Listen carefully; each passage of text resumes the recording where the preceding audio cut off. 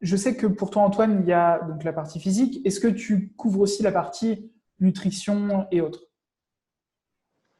Yes, alors du fait de mon histoire avec cette partie nutrition et même Louison aussi, on a eu une vision pendant très longtemps assez spéciale de la nutrition, c'est-à-dire que les personnes qu'on écoutait étaient les influenceurs ou des personnes qui étaient vraiment tournées vers ce côté je nourris, euh, comment dire, je nourris cette image que je veux donner, donc Dans l'ego.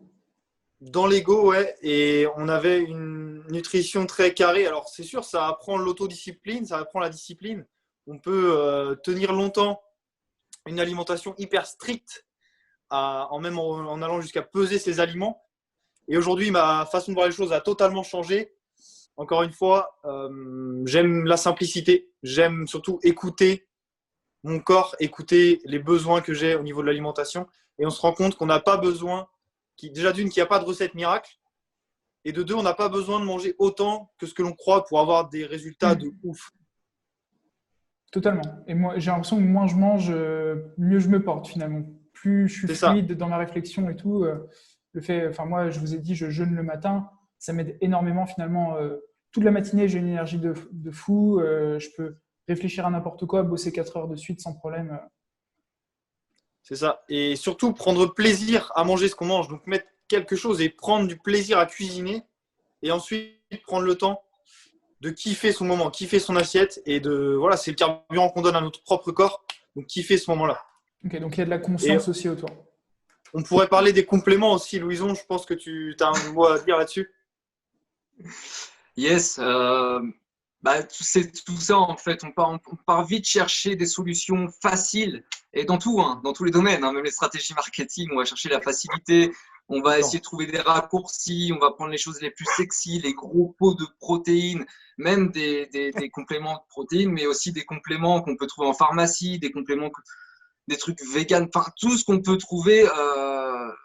Qui nous rappelle de la facilité, on va chercher les raccourcis. Et en fait, nous, on veut vraiment aider les gens à comprendre pourquoi tu veux avoir des dos, pourquoi tu veux perdre du poids, pourquoi tu veux prendre de la masse. Parce que ce pourquoi-là est super intéressant. Parce que si on gratte, et à chaque fois qu'on a gratté avec Antoine chez nos clients, on gratte, on met des choses en lumière. Et ces choses en lumière, en fait, on comprend réellement ce que l'on va chercher dans cet épuisement physique. Parce qu'on arrive vraiment dans de l'épuisement physique. C'est même plus de la pratique au service de notre énergie. On perd notre énergie. On arrive dans un stade où on perd notre énergie. Tellement on est dans l'ego, tellement on est dans quelque chose d'illusoire et on veut tellement combler une blessure ou un manque de confiance qu'on va s'épuiser, qu'on va vider notre énergie dans nos séances, dans notre alimentation.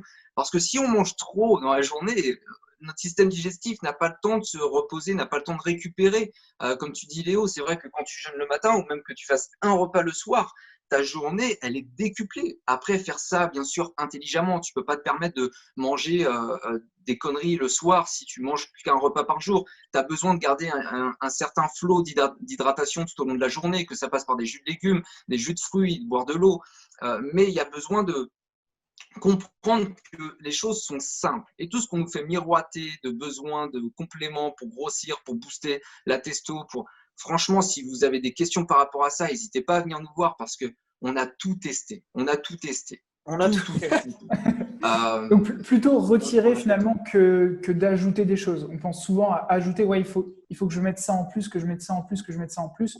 Alors que Ouais, le mieux, ce serait de retirer énormément de choses qui sont néfastes ou pas nécessaires en tout cas.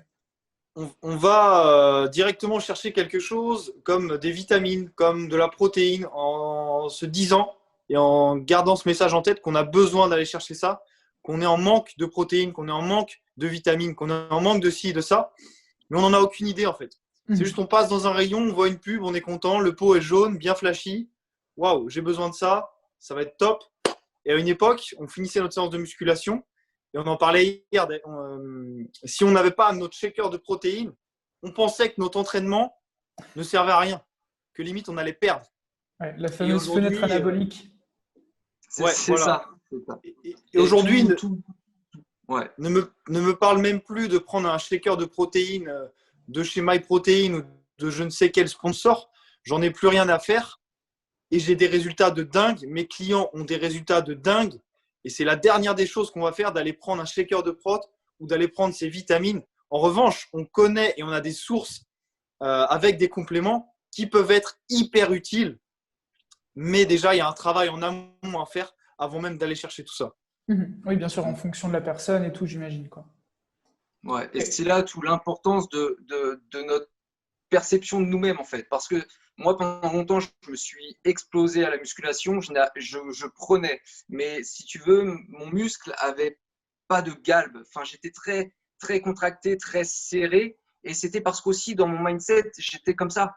J'avais aussi, voilà, je me suis construit sur une blessure de rejet. Bah, du coup, j'ai fait en sorte de pas prendre trop de place, de pas trop me montrer, et ça se voyait dans mon physique. Et du coup, je me butais dans mes entraînements. Je m'entraînais 6 fois par semaine, et je n'arrivais pas, en bouffant du poulet, tout ce qu'on me disait de faire, je n'arrivais pas à grossir parce que dans ma tête, je le faisais inconsciemment, il y avait des choses qui n'étaient pas du tout alignées. Et j'aurais pu faire autant de sport que je voulais. J'aurais pu m'injecter des stéroïdes comme je voulais. J'aurais pris, mais mon muscle aurait été dégueulasse. Physiquement, ça aurait été dégueulasse parce que c'était en accord avec l'énergie, comment elle fluctuait dans mon cerveau et que j'étais aligné avec la personne que j'étais. Hyper C'est intéressant. ça. Et la qualité de l'entraînement aussi. Voilà, on est obligé d'en parler. Là, je balance une pépite. Si vous regardez cette vidéo, arrêtez de vouloir soulever toujours plus lourd. Si on pouvait se concentrer sur le fait de faire un mouvement propre avec une charge légère, on n'en a rien à faire de soulever plus lourd que le voisin. Tout le monde s'en fout. Faites ça bien. Essayez de ressentir le muscle que vous travaillez sur le moment même. Ok ? Déjà, si on fait ça, ça va tout changer. Vous allez avoir des résultats de dingue. Donc voilà, ça, c'était la pépite du jour. Regardez quand vous allez dans une salle de sport comment les gens s'entraînent. Et si vous vous posez 2 minutes, vous regardez la qualité de chaque mouvement, elle est très basse, quoi. On est vraiment Je trouve que à ras-le-sol. ça a quand même augmenté avec le temps. C'est-à-dire, je sais pas, la première fois que je me suis entraîné, c'était peut-être il y a 9 ans ou un truc comme ça. Et je trouve que ça a monté. Moi qui ai vécu en Angleterre, enfin, alors il y a une forte utilisation des stéroïdes aussi en Angleterre par rapport à la France. Mais la qualité des mouvements était bien mieux exécutée. Ils avaient beaucoup plus conscience finalement. Alors, c'est mon ressenti, en tout cas dans la salle où j'étais. Je dis pas que c'est partout, hein. Ouais. Mais je trouve que enfin, en tout cas, vu qu'il y a de l'information aujourd'hui, les gens qui ont vraiment envie de se développer et d'aller chercher la bonne info, bah, font l'effort de faire bien les mouvements, de se concentrer sur les bons exercices. Parce que finalement, on pourrait très bien. Enfin, si on regarde dans l'histoire humaine, les gens qui avaient des physiques de colosses, on va dire, si on regarde la Grèce, c'était pas en faisant du pullover, quoi. C'est les gros exercices, c'est des tractions, c'est soulever des trucs lourds, il y a rien de très compliqué finalement là-dedans, quoi. Ouais. Après, j'ai vu beaucoup de salles de sport dans plusieurs pays et je peux t'assurer que le pourcentage de personnes qui fait des mouvements de qualité est beaucoup moins important que ceux qui font des mouvements de bonne qualité. Et j'ai vécu à Londres aussi. J'ai vu ça en France, en Australie, en Asie. Et honnêtement, partout, ok, on a accès à l'information. Et c'est là où on voit l'importance d'avoir un coach. C'est là où on voit l'importance d'avoir un coach. Et que ce soit dans la musculation ou dans d'autres domaines. C'est là où on voit l'importance d'avoir un coach. Parce que l'information, elle est partout aujourd'hui. On a YouTube, on a Google, on a tout. On a tout ce qu'on veut si on s'intéresse un minimum. Après, ça demande un peu de réflexion pour faire des mouvements de qualité. Et des fois, c'est quand même pratique d'avoir quelqu'un qui vient corriger ta posture.